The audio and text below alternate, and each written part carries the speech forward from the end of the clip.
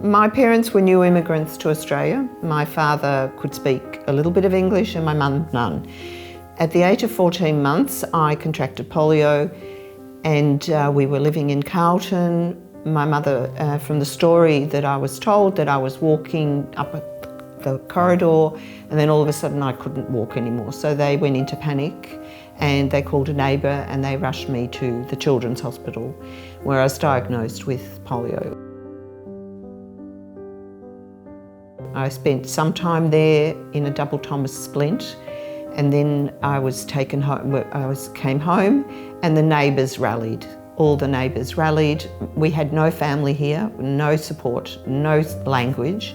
And my older brother, who's 6 years older than me, looked after me. He was like a dad.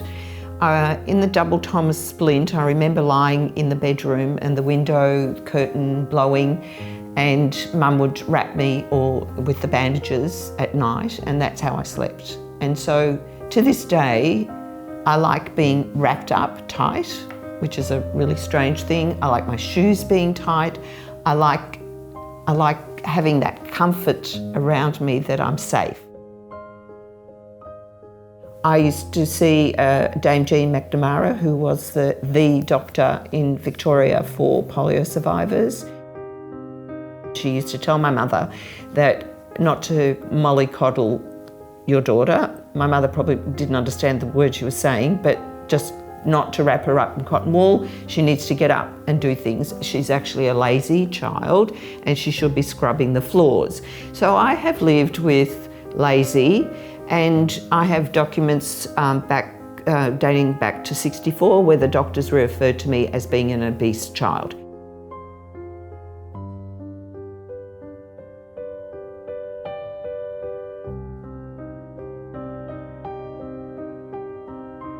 So I've lived with obesity, lazy all my life. So they're things that I don't often think about, but when I get restless and I get agitated that I need to do things, that comes back to my mind. In 2000, I started to notice that I couldn't walk and I was finding it difficult to get around. And this was having many years of walking normally, or as normal for me, participating. I walked all of Europe and I walked all of America and Canada and England. It was just like nothing could stop me. I went to the gym and I had I could walk around the block. I could not ride a bike. I could never do that, but I did lots of things and life was normal, like I participated in sports at school. And then all of a sudden I couldn't walk and I thought, something's not right here. So I went to a neurologist. He said, you've got post-polio syndrome and I suggest you go and see Dr. Stephen de Graaf, and because he deals with this. And so I've been seeing Stephen de Graaf since the year 2000. So I've been his patient for 22 years. And I've got progressively worse, tired, fatigued, and finding things really challenging. Some people don't even acknowledge that they've had polio. So that's the other thing. We don't know how many polio survivors there are, a quantitative number. We believe there's 40,000, but I was speaking to someone the other day and I said, we were talking about the ABS, and I said, do you put down the Australian Bureau of Statistics? The statistics, they ask you, do you have a disability? But it doesn't ask you what sort of disability. It's very generic.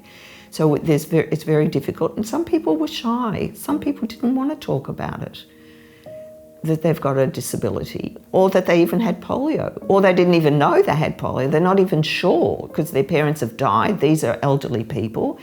So I said to her, she said, I never even thought about putting down, I don't just regard myself as having a disability. And so how can we, when we want to show the government how many people there are with people with disability and with polio, it's very difficult to get those figures. We live in a better time for people with disability, but there's a hell of a lot needs to be done. We know ourselves what's best for us, right? You know, health professionals don't listen. And so that's what's important, that we need to tell them what works for us. You know, we're not textbook. You can talk to a room of 10 people of polio survivors. Each and every one of us will have different conditions and requirements. It's hard to talk about tough times. And, you know, you get emotional, you get upset. I readjust my life after every little episode, not every little, every episode of going backwards.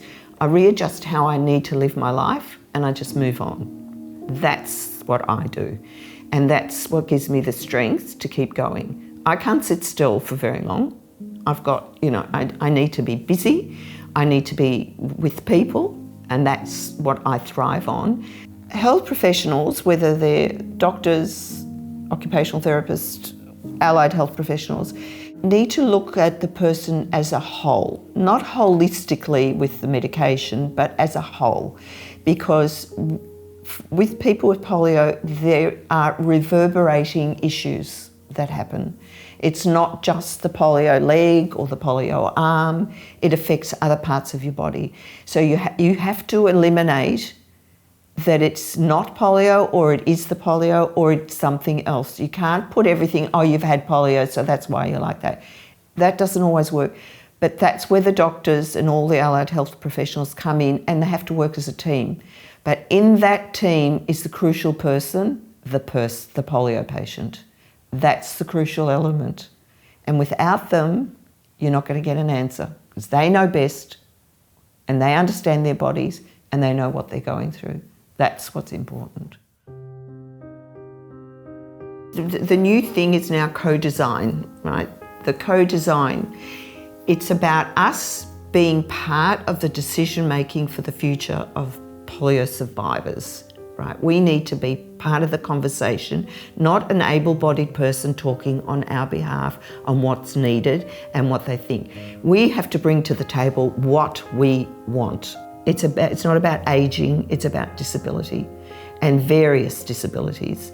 And we're talking about a cohort of people who have polio, who need to be treated in certain ways. Don't go to the textbook.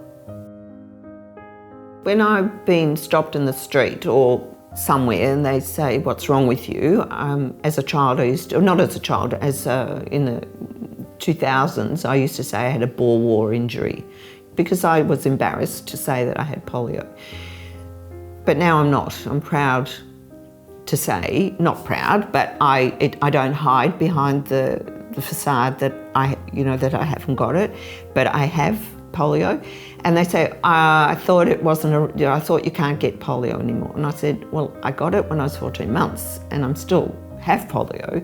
And this is what I'm suffering with, are the late effects. But it's interesting because it's not a live thing anymore, and most people have been vaccinated, they don't think about it, right? It's not like any other unfortunate disease. So we're the hidden and the forgotten people, but we're all still here, all have achieved and have contributed to society and have been part of the community. I don't think I even realised how much the polio has given me the strength to get through things. That's given me, despite the disability, it's given me the strength and the courage to get on with life. The doctor said to my mum, don't mollycoddle her. So what does that mean? That means she wanted me, my mother, to make sure that I lived a normal life. And that's what's probably the love and the care that my parents instilled in me and my brother in me has given me that strength to do what I'm doing and what I want to do for the community. That's what powers me on.